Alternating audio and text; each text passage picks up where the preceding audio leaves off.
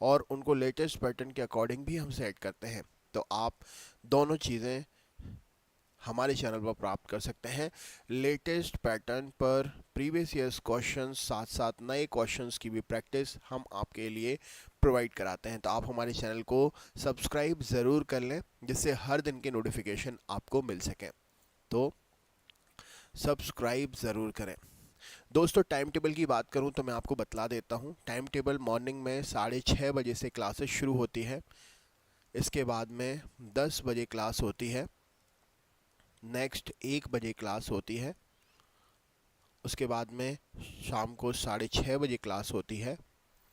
रात में 9 बजे क्लास होती है और रात में 11 बजे क्लास होती है।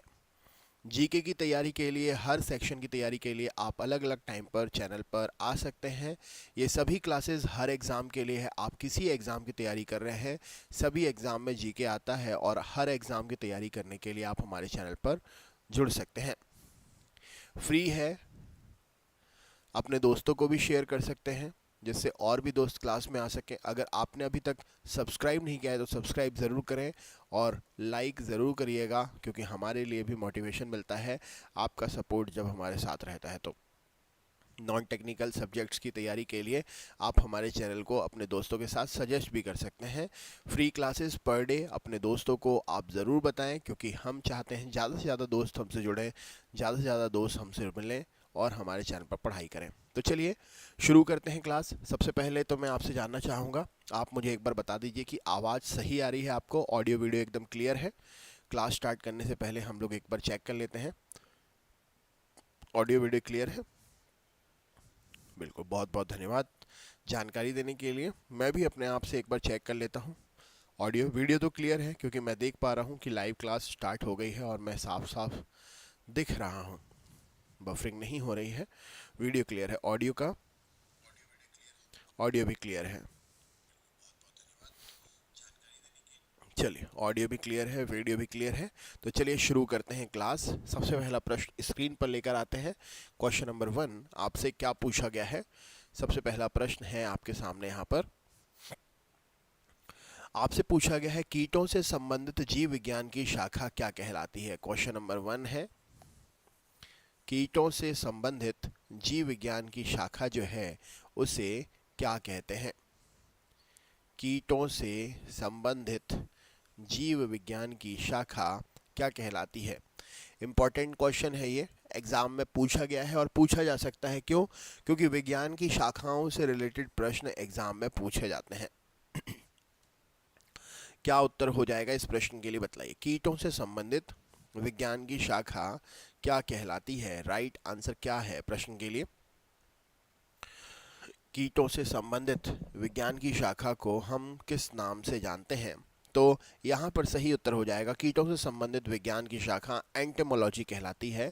ऑप्शन नंबर ए प्रश्न का सही उत्तर हो जाएगा। क्या है? एंटेमोलॉजी प्रश्न का सही उत्तर हो जाएगा। जिसके भी गलत हो रहे हैं सही करते जाइएगा और अपने दोस्तों को भी शेयर करके आप बुला सकते हैं। अगले क्वेश्चन पे चलते हैं। अगला प्रश्न ये रहा आपके सामने। प्रश्न आपसे पूछा गया है, मनुष्य के वातावरण को सुधारने से नस्ल का सुधारना। मनुष्य के वातावरण को सुधारने से नस्ल का सुधारना क्या कहलाता है। राइट आंसर क्या हो जाएगा? मनुष्य के वातावरण को सुधारने से नस्ल का सुधारना क्या कहलाता है, या सुधरना क्या कहलाता है। राइट आंसर क्या है प्रश्न के लिए? मनुष्य के वातावरण को सुधारने से नस्ल सुधारना क्या कहलाता है। मतलब पूरी की पूरी प्रक्रिया ही चेंज कर दी, सुधार दिया आपने। सुधार दिया का मतलब क्या होता है? चेंजेस कर दिए, है ना। जो भी चेंजेस हुए वो पॉजिटिव रूप से चेंजेस माने जाते हैं, है ना। राइट आंसर क्या हो जाएगा? तो उसे हम क्या कहेंगे? मनुष्य के वातावरण से सुधारने से नस्ल का सुधरना। तो आपको पता है यूथ बोलते हैं ना, युवा पीढ़ी को यूथ बोलते हैं। और जाहिर सी बात है, मनुष्य अगर सुधारना है तो बुजुर्ग में तो सुधारेंगे नहीं, या बचपन में तो सुधारेंगे नहीं, जवानी में सुधारेंगे, यूथ को सुधारेंगे, तो उसको बोलते हैं यूथेनिक्स। ऑप्शन नंबर बी प्रश्न का सही उत्तर हो जाएगा। उसे क्या बोलते हैं? यूथेनिक्स प्रश्न का सही उत्तर हो जाएगा। वेरी वेल डन, बहुत बढ़िया। अगले क्वेश्चन पे चलते हैं। अगला प्रश्न ये रहा आपके सामने। क्वेश्चन आपसे क्या पूछा गया है? वंशागति के नियमों का अध्ययन, वंशागति के नियमों का अध्ययन, इसे हम क्या कहते हैं? वंशागति के नियमों के अध्ययन को हम किस नाम से जानते हैं? वंशागति के नियमों के अध्ययन को हम किस नाम से जानते हैं? राइट आंसर क्या है प्रश्न के लिए? चैंपियंस, वीडियो को शेयर ज़रूर करें अपने दोस्तों के साथ में, अपने ग्रुप्स में, जिससे और भी लोग पढ़ने के लिए जुड़ सकें। वंशागति के नियमों के अध्ययन को क्या कहा जाता है? राइट आंसर क्या है प्रश्न के लिए? चलिए देख लेते हैं। तो इसे हम आनुवांशिकी के नाम से जानते हैं। वेरी इंपॉर्टेंट क्वेश्चन है, एग्जाम में हमेशा पूछा जाता है। आनुवांशिकी, वंशागति के नियमों के अध्ययन को क्या कहा जाता है? तो इसे हम आनुवांशिकी कहते हैं। राइट आंसर हो जाएगा। Very well done champions, very well done, keep it up, good going. अगला क्वेश्चन आपके सामने ये रहा। प्रश्न आपसे पूछा गया है मोलस्क समुदाय के बारे में। क्वेश्चन आपसे पूछता है मोलस्क समुदाय के जंतुओं के कवच का अध्ययन क्या कहलाता है? मोलस्क समुदाय के जंतुओं के कवच का अध्ययन क्या कहलाता है? मोलस्क समुदाय के जंतुओं के कवच का अध्ययन क्या कहलाता है? राइट आंसर क्या है प्रश्न के लिए? मोलस्क समुदाय के जंतुओं के कवच का अध्ययन क्या कहलाता है? राइट आंसर क्या है प्रश्न के लिए? चलिए देख लेते हैं इस प्रश्न का सही उत्तर क्या हो जाएगा। तो मोलस्क समुदाय के जंतुओं के कवच का अध्ययन, राइट आंसर इस प्रश्न के लिए। इसे हम बोलते हैं क्या? तो इसे हम बोलते हैं कॉन्कोलॉजी। ऑप्शन नंबर बी प्रश्न का सही उत्तर हो जाएगा। इसे हम क्या बोलते हैं? इसे हम बोलते हैं कॉन्कोलॉजी। राइट आंसर है इस प्रश्न के लिए। मोलस्क समुदाय के जंतुओं के कवच का अध्ययन क्या कहलाता है? तो इसे हम कॉन्कोलॉजी बोलते हैं। राइट आंसर हो जाएगा। Very well done champions, very well done. Video को शेयर करते चलिए अपने अपने ग्रुप में। अगर आप किसी ग्रुप में जुड़े हैं तो वीडियो को ज़रूर शेयर करें ज़्यादा से ज़्यादा। अगला क्वेश्चन आपके सामने है दोस्तों। अगला प्रश्न ये रहा। आपसे पूछा गया है कैंसर के बारे में। यहाँ पर कैंसर के बारे में क्वेश्चन आपसे पूछ रहा है कैंसर संबंधी रोगों का अध्ययन क्या कहलाता है? कैंसर संबंधी रोगों का अध्ययन क्या कहलाता है? राइट आंसर क्या है? कैंसर संबंधी रोगों का अध्ययन क्या कहलाता है? सही उत्तर क्या है प्रश्न के लिए? कैंसर संबंधी रोगों का अध्ययन क्या कहलाता है? राइट आंसर क्या हो जाएगा? तो चलिए देख लेते हैं इस प्रश्न का सही उत्तर हो जाएगा। तो आप सभी को पता है कैंसर का इलाज करने वाला डॉक्टर ऑन्कोलॉजिस्ट कहलाता है। तो इसे हम ऑन्कोलॉजी कहेंगे। कैंसर से संबंधित रोगों का अध्ययन क्या कहलाता है? तो इसे हम ऑन्कोलॉजी कहेंगे।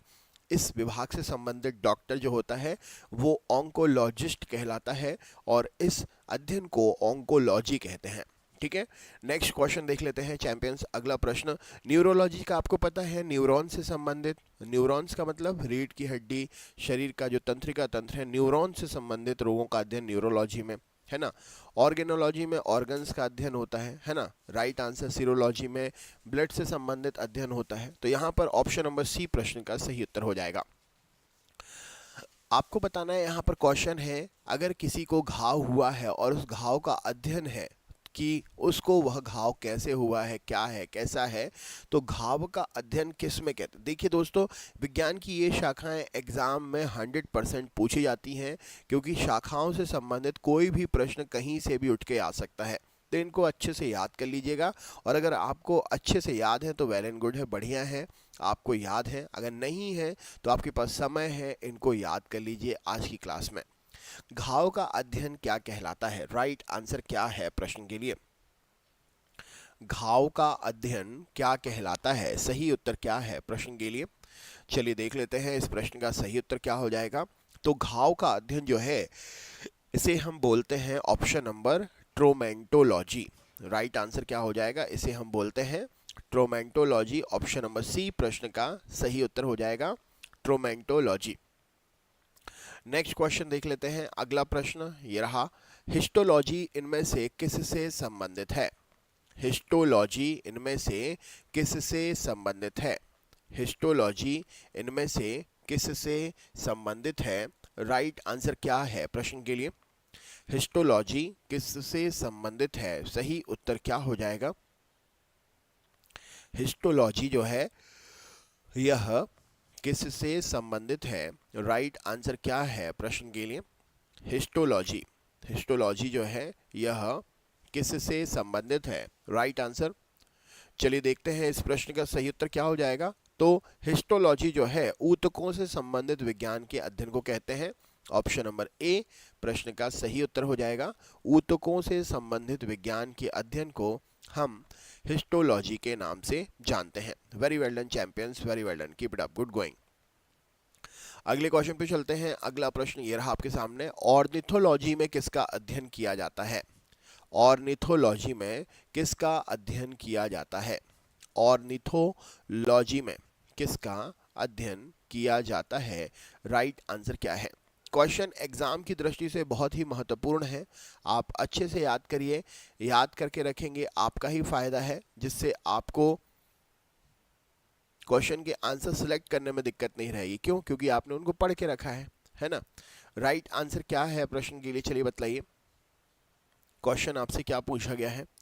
आपसे पूछा गया है यहाँ पर ऑर्निथोलॉजी में किसका अध्ययन किया जाता है? ऑर्निथोलॉजी में किसका अध्ययन किया जाता है? राइट आंसर क्या है? ऑर्निथोलॉजी में किसका अध्ययन किया जाता है? तो यहाँ पर राइट आंसर हो जाएगा ऑर्निथोलॉजी में जो है पक्षियों का अध्ययन करते हैं। ऑप्शन नंबर ए प्रश्न का सही उत्तर हो जाएगा। ऑर्निथोलॉजी में पक्षियों का अध्ययन किया जाता है। Very well done champions, very well done. Next question देख लेते हैं। अगला प्रश्न ये रहा आपके सामने। तितलियों का अध्ययन क्या कहलाता है? तितलियों का अध्ययन क्या कहलाता है? राइट आंसर क्या है प्रश्न के लिए? तितलियों का अध्ययन क्या कहलाता है? राइट आंसर क्या है प्रश्न के लिए? तितलियों का अध्ययन क्या कहलाता है? सही उत्तर क्या है प्रश्न का? तितलियों का अध्ययन क्या कहलाता है? राइट आंसर क्या हो जाएगा इस प्रश्न के लिए? चलिए देख लेते हैं। तितलियों का अध्ययन, राइट आंसर क्या है? तितलियों के अध्ययन को क्या बोलते हैं? तो ऑप्शन नंबर सही उत्तर हो जाएगा। तितलियों के अध्ययन को हम बोलते हैं लेपिडेटेरियोलॉजी। ऑप्शन नंबर सी प्रश्न का सही उत्तर हो जाएगा। तितलियों के अध्ययन को हम बोलते हैं लेपिडेटेरियोलॉजी। राइट आंसर है ऑप्शन नंबर सी। तितलियों का अध्ययन क्या कहलाता है? तो ये कहलाता है लेपिडेटेरियोलॉजी। नेक्स्ट क्वेश्चन देख लेते हैं। अगला प्रश्न ये रहा आपके सामने। जिसके भी गलत हो रहे हैं सही करते जाइए। जो भी चैनल पर नए हैं सब्सक्राइब ज़रूर करते जाएं। नेक्स्ट है आपके सामने, कीड़ों के अध्ययन को क्या कहा जाता है? कीड़ों के अध्ययन को क्या कहा जाता है? राइट आंसर क्या है? कीड़ों के अध्ययन को क्या कहा जाता है? कीड़ों के अध्ययन को क्या कहा जाता है? सही उत्तर क्या है प्रश्न के लिए? कीड़ों के अध्ययन को क्या कहा जाता है? राइट आंसर क्या है प्रश्न के लिए? कीड़ों के अध्ययन को क्या कहा जाता है? तो यहाँ पर सही उत्तर हो जाएगा कीड़ों के अध्ययन को हम एंटोमोलॉजी के नाम से जानते हैं। ऑप्शन नंबर बी प्रश्न का सही उत्तर हो जाएगा। कीड़ों का अध्ययन क्या कहलाता है? तो इसे हम एंटोमोलॉजी के नाम से जानते हैं। सही उत्तर हो जाएगा। जिसके भी गलत हो रहे हैं सही करते जाइए। जो भी चैनल पर पहली बार आ रहे हैं सब्सक्राइब ज़रूर करते जाएं। नेक्स्ट क्वेश्चन देख लेते हैं। अगला प्रश्न ये रहा आपके सामने। क्वेश्चन आपसे पूछा गया है, पैलियोंटोलॉजी के अंतर्गत किसका अध्ययन किया जाता है? पैलियोंटोलॉजी के अंतर्गत किसका अध्ययन किया जाता है? पैलियोंटोलॉजी के अंतर्गत जो है यह किसका अध्ययन किया जाता है? राइट आंसर क्या है प्रश्न के लिए? पैलियोंटोलॉजी के अंतर्गत जो है किसका अध्ययन किया जाता है? सही उत्तर क्या है प्रश्न के लिए? पैलियोंटोलॉजी के अंतर्गत किसका अध्ययन किया जाता है? सही उत्तर क्या है प्रश्न के लिए? वीडियो शेयर करते चलें। चैनल पर नए हैं तो सब्सक्राइब करना ना भूलें। राइट आंसर क्या है? पैलियोंटोलॉजी के अंतर्गत किसका अध्ययन किया जाता है? सही उत्तर क्या हो जाएगा? तो यहाँ पर राइट आंसर है पैलियोंटोलॉजी के अंतर्गत जो है यह अध्ययन किया जाता है जीवाश्म का। ऑप्शन नंबर जीवाश्म, फॉसिल, ऑप्शन नंबर डी प्रश्न का सही उत्तर हो जाएगा। जीवाश्म का अध्ययन किया जाता है। जिसके भी गलत हो रहे हैं सही करते जाइए। अगला क्वेश्चन आपके सामने है। प्रश्न आपसे क्या पूछा गया है? जीवों के संक्रमण के विरुद्ध प्रतिरोध का अध्ययन कैसे करते हैं?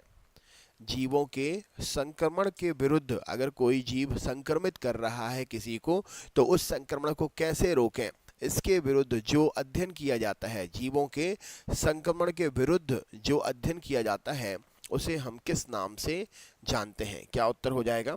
जीवों के संक्रमण के विरुद्ध जो अध्ययन किया जा रहा है उसे हम किस नाम से जानते हैं? राइट आंसर क्या है प्रश्न के लिए? वीडियो शेयर करते चलिए। चैनल पर नए हैं तो सब्सक्राइब करना ना भूलें। लिंक शेयर करते चलिए, अपने अपने दोस्तों को ज़रूर बतलाएं। क्या उत्तर हो जाएगा? सोचिए, समझिए, आंसर दीजिए। जीवों के संक्रमण के विरुद्ध प्रतिरोध का अध्ययन कैसे करते हैं? तो ये करते हैं ऑप्शन नंबर इम्यूनोलॉजी के अंतर्गत। इम्यूनिटी चेक करते हैं, इम्यूनोलॉजी प्रश्न का सही उत्तर हो जाएगा। जिसका भी गलत हो रहा है सही करते जाइए। जो भी चैनल पर नए हैं सब्सक्राइब करना ना भूलें, सब्सक्राइब ज़रूर कर लें। अगला प्रश्न आपके सामने है। आपसे पूछा गया है, अस्थियों का अध्ययन विज्ञान की किस शाखा के अंतर्गत किया जाता है? अस्थियों का अध्ययन विज्ञान की किस शाखा के अंतर्गत किया जाता है? अस्थियों का अध्ययन विज्ञान की किस शाखा के अंतर्गत किया जाता है? राइट आंसर क्या है? अस्थियों का अध्ययन विज्ञान की किस शाखा के अंतर्गत करते हैं? राइट आंसर क्या है प्रश्न के लिए? वीडियो शेयर करते चलिए। चैनल पर नए हैं तो सब्सक्राइब ज़रूर करें, अपने अपने दोस्तों को लिंक शेयर ज़रूर करें। राइट आंसर क्या है प्रश्न के लिए? चलिए देख लेते हैं। तो यहाँ पर सही उत्तर हो जाएगा आपका, अस्थियों का अध्ययन हम करते हैं ऑस्टियोलॉजी के अंतर्गत। किसके अंतर्गत? ऑस्टियोलॉजी, ऑप्शन नंबर बी प्रश्न का सही उत्तर हो जाएगा। किसके अंतर्गत करते हैं? ऑस्टियोलॉजी के अंतर्गत करते हैं। Very well done champions, very well done. Next question देख लेते हैं। अगला प्रश्न है, मानव त्वचा का अध्ययन करने वाली विज्ञान की शाखा कौन सी है? मानव त्वचा का अध्ययन करने वाली विज्ञान की शाखा कौन सी है? मानव त्वचा का अध्ययन करने वाली विज्ञान की शाखा कौन सी है? राइट आंसर क्या है? मानव त्वचा का अध्ययन करने वाली विज्ञान की शाखा को हम किस नाम से जानते हैं? दोस्तों वीडियो शेयर करते जाइए। और जो टॉपिक आप पढ़ रहे हैं ये टॉपिक 100% एग्ज़ाम में पूछा जाता है, क्योंकि विज्ञान की शाखाओं से क्वेश्चंस एग्ज़ाम में बनते हैं। तो आप ये लगभग 35 क्वेश्चंस जो हैं इनको अच्छे से याद कर लीजिएगा। और अगर नहीं याद हो रहे हैं तो इनका रिवीजन होगा। रिवीजन आप ज़रूर देख लें। इनका रिवीजन कल की डेट में शाम को 6:30 बजे वाली क्लास में होगा। ठीक है। मानव त्वचा का अध्ययन विज्ञान की किस शाखा के अंतर्गत करते हैं? तो ये करते हैं डर्मेटोलॉजी के अंतर्गत। ऑप्शन नंबर डी प्रश्न का सही उत्तर हो जाएगा। डर्मेटोलॉजी प्रश्न के लिए सही उत्तर है। नेक्स्ट क्वेश्चन देख लेते हैं। अगला प्रश्न ये रहा आपके सामने। नेक्स्ट क्वेश्चन आपसे क्या पूछा गया है? प्रश्न आपसे पूछा गया है,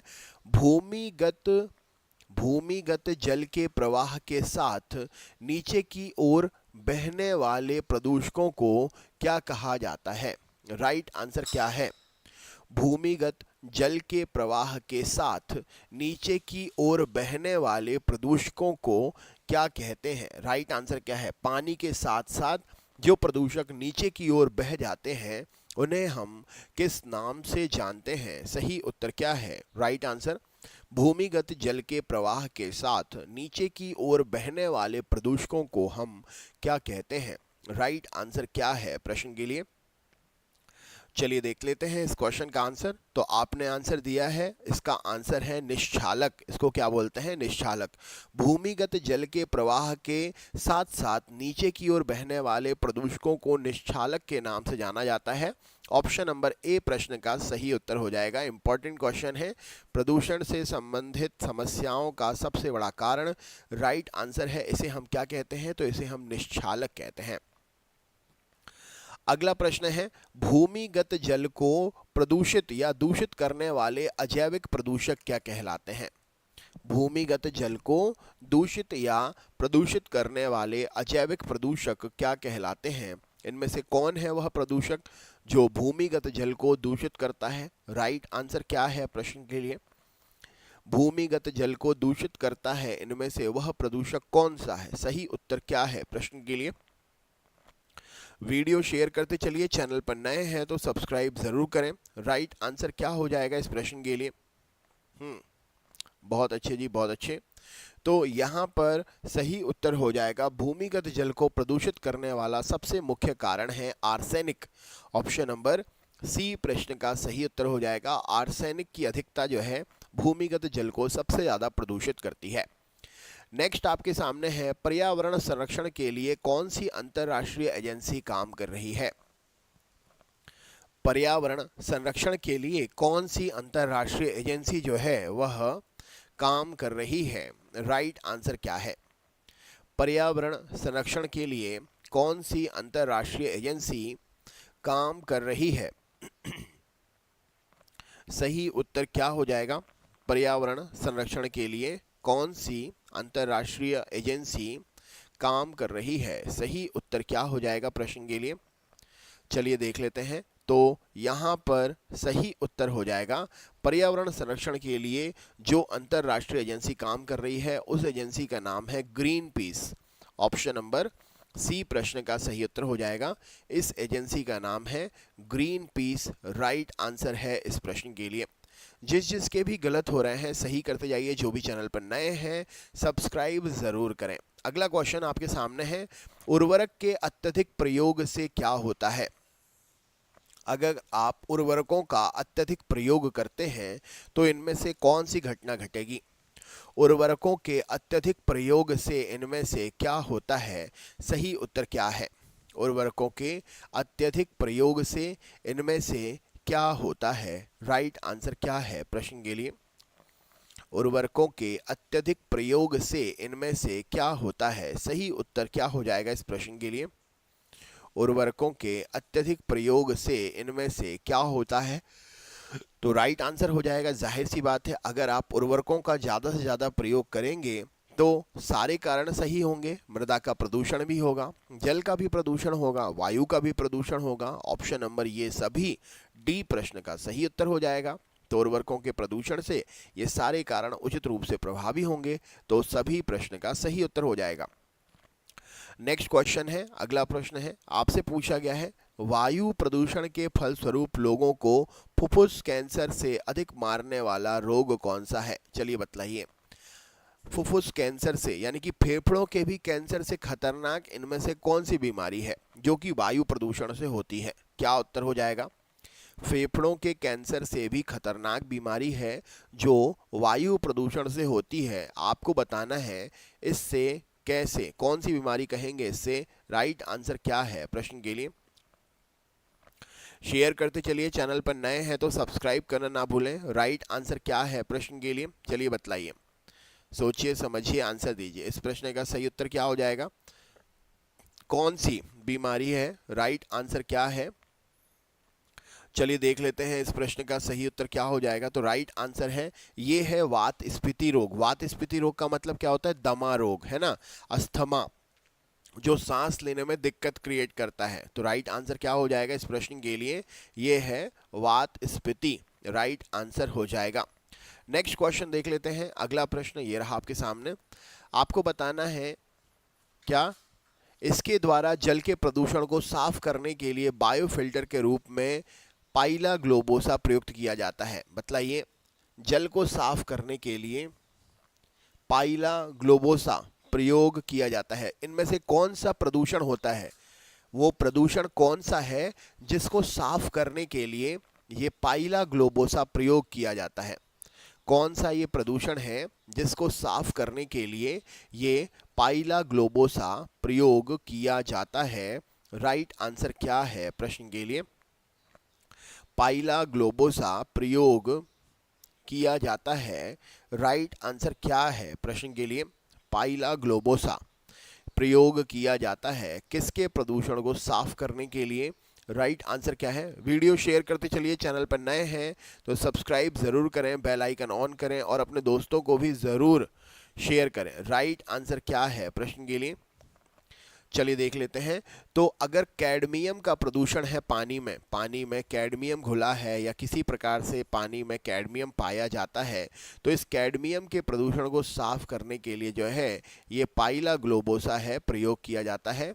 राइट आंसर हो जाएगा इस प्रश्न के लिए। जिसके भी गलत हो रहे हैं सही करते जाइए। जो भी चैनल पर नए हैं सब्सक्राइब करना ना भूलें। लाइक शेयर सब्सक्राइब ज़रूर करते चलें।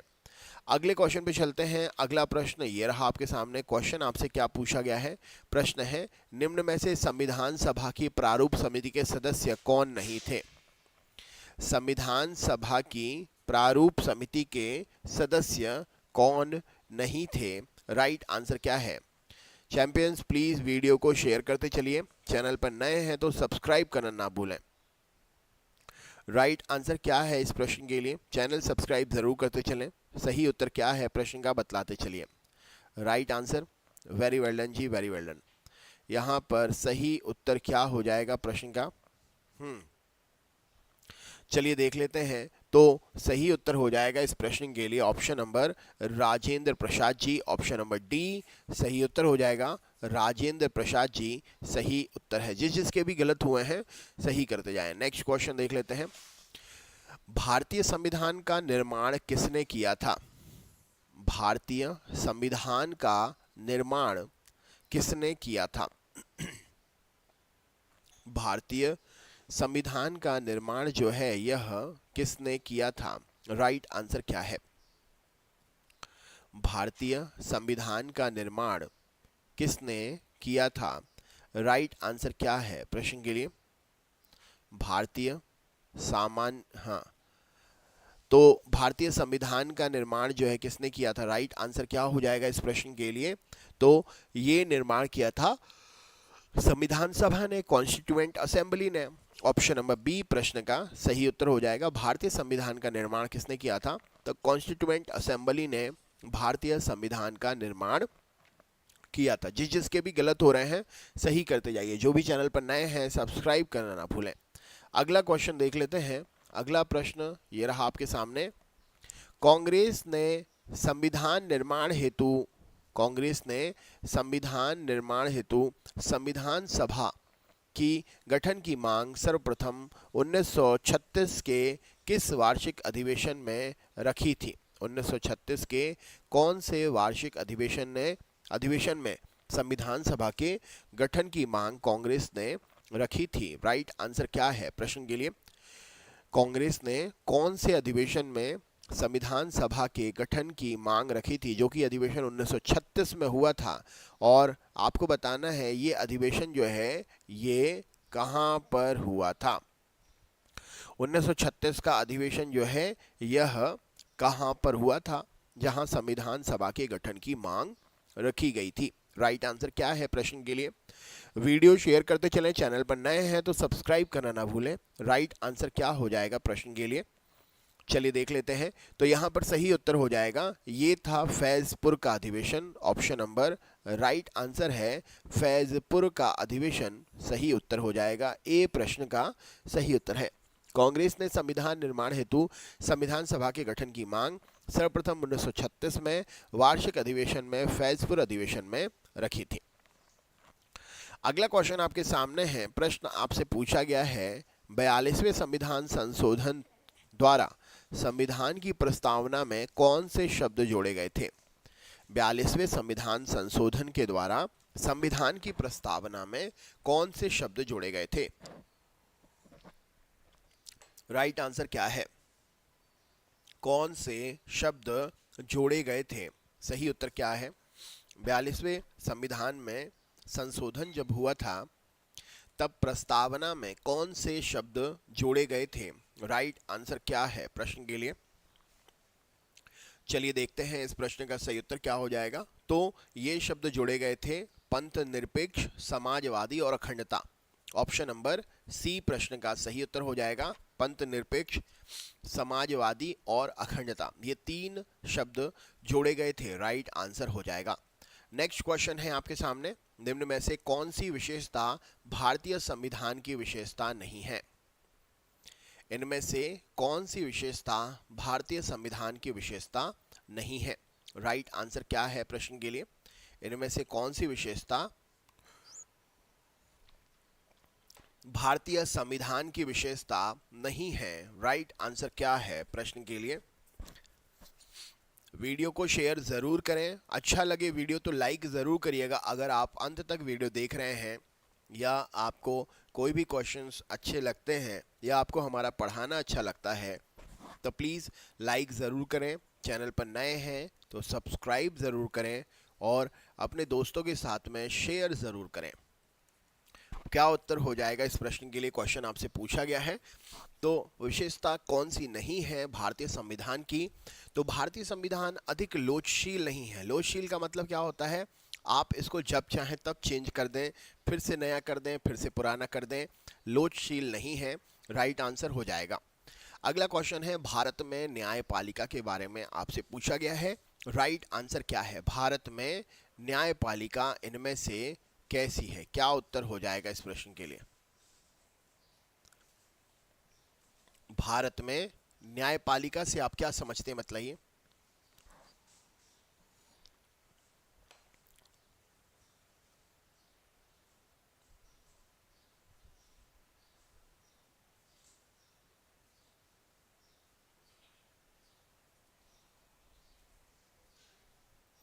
भारत में न्यायपालिका, भारत में न्यायपालिका से आप क्या समझते हैं? चलिए बतलाइए राइट आंसर। चलिए देख लेते हैं, तो यहाँ पर सही उत्तर क्या हो जाएगा? तो हमारी न्यायपालिका भारत में स्वतंत्र निकाय है, स्वतंत्र है अपने रूप से, उस पर कोई भी बंदिश नहीं है, अपने फैसलों के लिए वो स्वतंत्र है, राइट आंसर हो जाएगा। न्यायपालिका भारत